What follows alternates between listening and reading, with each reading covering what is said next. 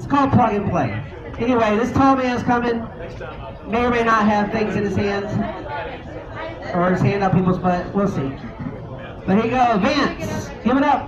Go ahead, Vance. All right. Thanks, Reed. Thank you guys so much. I'm sorry, I don't mean to be so formal, but I just went to church. Me too. Alright, so I gotta tell you guys, I've been doing stand-up comedy for almost 2 years now, and I gotta tell you, I never thought in a million years that I would ever be doing anything like this, because I didn't always want to be a comedian. There was a time in my life I actually wanted to be a cop. No, not one of those racist cops that randomly pulls over a black person for some random reason.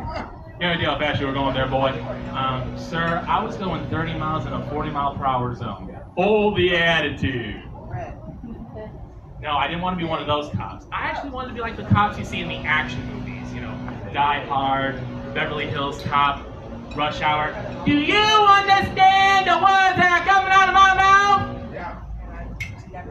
Yeah, I always wanted to be like those superhero cops that always goes above and beyond to enforce the laws and fight crime, even if that means going against the standard procedures of the department every now and then. In legal terms, that's referred to as insubordination. So with that being said, here's how I always imagined that my career as a cop would be like. You know, I would go out there, I would catch the criminals, going against the standard procedures of the department, mind you, and I would come back to the department, and here comes my annoying partner out of nowhere, who for whatever reason has this weird habit of saying the same thing twice. The captain's looking for you, he's really mad. You know what he said? You know what he said? He said, this is your worst screw-up ever. Personally, I don't think that's true. I look into the captain's office, I see that he's not in there, and I think to myself, I can make a clean getaway. The problem is, my partner just won't leave me alone. Where are you going? Oh, I'm gonna get my crap. I'm gonna get the heck out of here. No, big mistake, big mistake. You want my advice? You want my advice? I tell him, no, leave me alone. I don't want to hear it. But he doesn't get the message. I'm not telling you what to do. I'm not telling you what to do. But you know what I would do? You know what I would do? At this point, I just ignore him, right? I just go to my locker and I try and get my stuff, try and get out of the department as fast as possible.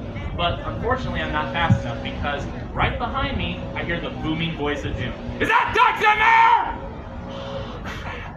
He found me. I don't know how he always finds me, but he does. He always finds me. And here he comes. My boss, the captain of homicide himself, is power walking towards me, and he's got this angry look on his face like he's about ready to swallow his own mouth. And I try and play it off. Hey boss, how you doing? He's not having anything. You mind telling me where the heck you go off going to cover authorization for me? What the heck is this all about? You want to play some stupid cowboy cop nonsense? Go do it in somebody else's precinct. Don't you want to hear my side of the story? What's your side of the story? Well, that's my side of the story. Let's hear your side of the story.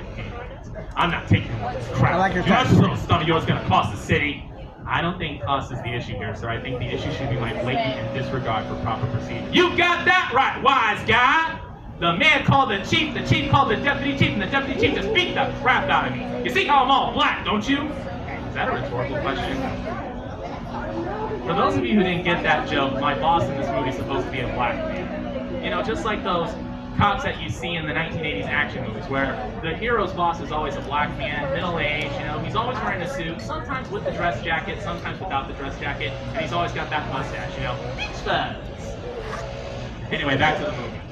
Where the heck did you get a truckload of cigarettes from anyway? From the Apaka Hydrant. The Apaka Hydrant, that bus went down last week. That truck's supposed to be lit on pound. At this point, I realized, you know what, I'm not getting anywhere with the boss, you know, so I figured the best thing to do is just admit that I was wrong, throw myself at his mercy, and just hope for the best.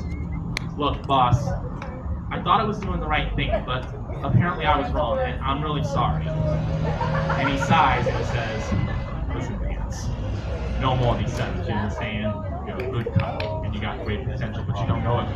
You ain't no psychic. Tired of taking the beat for you. One more time, you're out on the street. You understand me, son? Yes, sir, I understand. At that point, I'm not in trouble anymore. You know, it's all water under the bridge, but I can't help myself. I just have to say it. Hey, boss. I just wanted to let you know that I think that black is beautiful. Seriously, I do think that black is beautiful. That's why Scary Spice is my favorite Spice Girl. Don't mess with me, Vance. Not now. Go on. Go home. Yes, sir. Go on, girl. Yeah. So that's pretty much how I envisioned my career as a cop would be like, but unfortunately it didn't happen because, you know, things change, and I eventually gave up on my dreams of being a cop. And, you know, this is where I really wish that my comedian friend from Daytona Beach, Kenny Glass, was here. I wish he was here because he would get a kick out of what I'm about to say next. So as I said before, I eventually gave up on my dreams of being a cop, and this is where you guys are supposed to ask me. What do you do? What are you doing now? Why, man? Why, man? No, actually, the question is, why, Vance? What happened? What happened? Why aren't you a cop anymore? Whoa! There was this girl. There's always a girl. I was just going to say, you guys can fill in the blanks after that statement. And with that being said, I don't think I need to say anything more. So I appreciate you guys not paying attention to me. You guys have been not a great crowd. Have a good afternoon. All right.